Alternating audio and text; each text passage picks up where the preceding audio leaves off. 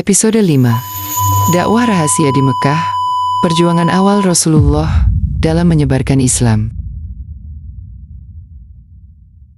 Video ini dipersembahkan oleh novel kisah mualaf Dr. Richard, karya Aunobel. Dapatkan kisah inspiratifnya dengan memindai barcode di layar. Temukan perjalanan spiritual penuh makna dalam novel ini. Assalamualaikum warahmatullahi wabarakatuh Sobat Ngaji hari ini. Mari kita lanjutkan perjalanan panjang dalam memahami sirah nabawiyah, yaitu sejarah hidup Rasulullah Sallallahu Alaihi Wasallam yang penuh hikmah dan pelajaran berharga.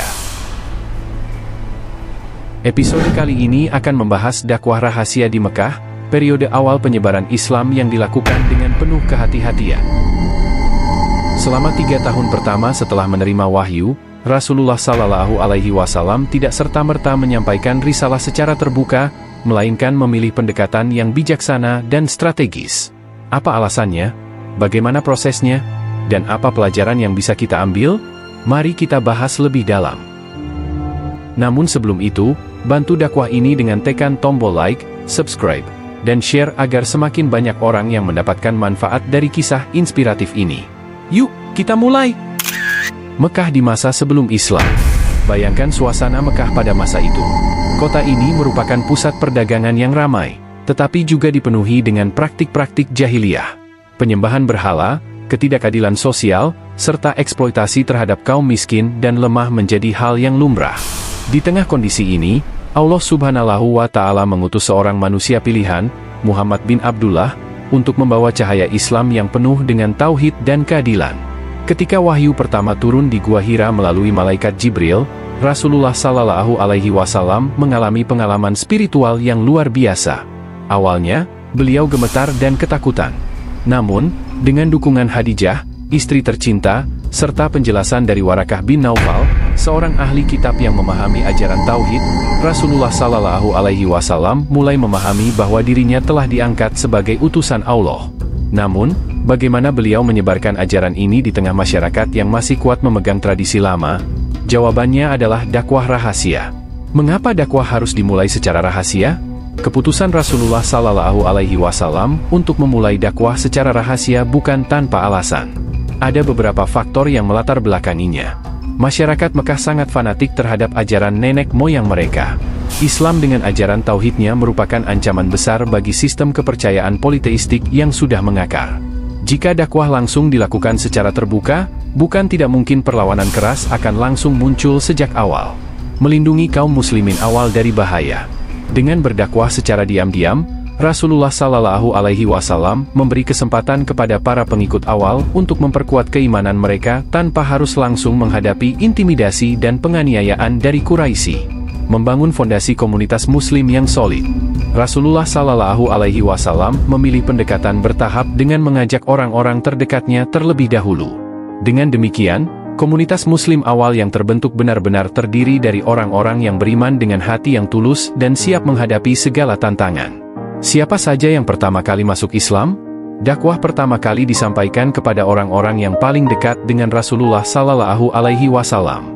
Di antara mereka adalah Khadijah binti Khuwailid, istri beliau yang setia dan menjadi pendukung utama dalam perjalanan dakwah. Ali bin Abi Thalib, sepupu Rasulullah Sallallahu Alaihi Wasallam yang masih sangat muda saat itu. Abu Bakar As-Siddiq, sahabat dekat Rasulullah Sallallahu Alaihi Wasallam yang kelak menjadi khalifah pertama. Zaid bin Haritsah, bekas budak yang telah diangkat menjadi anak angkat Rasulullah Sallallahu Alaihi Wasallam.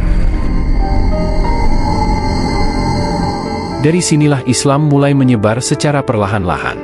Metode dakwah rahasia. Pada awalnya, Rasulullah Sallallahu Alaihi Wasallam tidak berdakwah di tempat umum.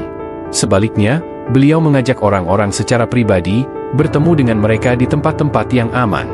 Salah satu tempat yang menjadi pusat pertemuan rahasia adalah Darul Arkam, rumah seorang sahabat yang terletak di dekat Bukit Syafa. Disinilah kaum muslimin awal berkumpul, belajar tentang Islam, serta menguatkan satu sama lain.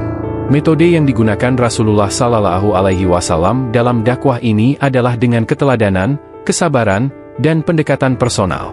Beliau tidak memaksakan ajaran Islam, tetapi menyampaikannya dengan penuh kelembutan dan hikmah.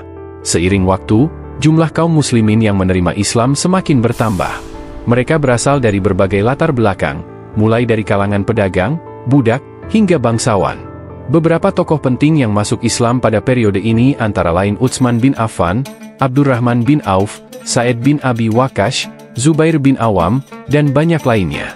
Tantangan yang dihadapi. Meskipun dilakukan secara rahasia, dakwah Islam tetap menimbulkan kecurigaan dari kaum Quraisy. Mereka mulai menyadari adanya gerakan yang mengancam tatanan sosial dan ekonomi mereka. Karena itulah, intimidasi mulai terjadi. Para pengikut Rasulullah Shallallahu Alaihi Wasallam, terutama mereka yang berasal dari kalangan budak dan orang miskin, mulai mendapatkan tekanan dan siksaan.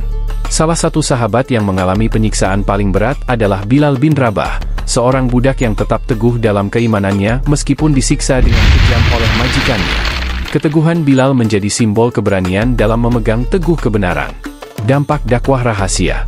Setelah 3 tahun, dakwah rahasia telah menghasilkan komunitas muslim yang kuat dan siap untuk melangkah ke tahap berikutnya, dakwah secara terbuka. Dari kelompok kecil inilah Islam kemudian menyebar dengan cepat ke seluruh jazirah Arab dan akhirnya ke seluruh dunia. Pelajaran yang bisa kita ambil dari perjalanan dakwah Rasulullah Sallallahu Alaihi Wasallam di periode rahasia ini, kita bisa mengambil beberapa pelajaran penting. Kesabaran dan strategi dalam menyampaikan kebenaran. Tidak semua hal harus disampaikan secara terbuka sejak awal. Ada kalanya kita harus membangun fondasi yang kuat terlebih dahulu. Keimanan yang kokoh sangat penting dalam menghadapi tantangan.